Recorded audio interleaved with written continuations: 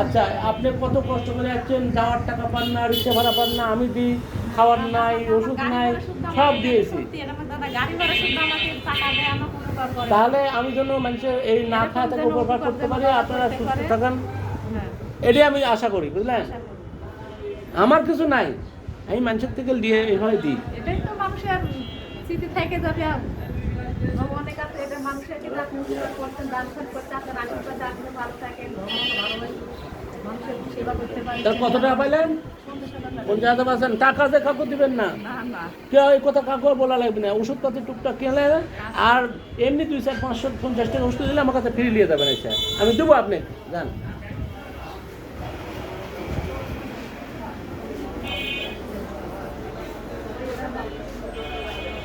ওই জায়গা তো একটা এটা টাকা ভাই করে দিতে আমার কথা বলবেন যে দাদা পাঠাচ্ছে, হ্যাঁ টাকা আছে আমার দেখলে তো দলের মধ্যে অনেক বছর কি কালকে নাটোরের যে ডাইরেক্টর, এই যে কালকে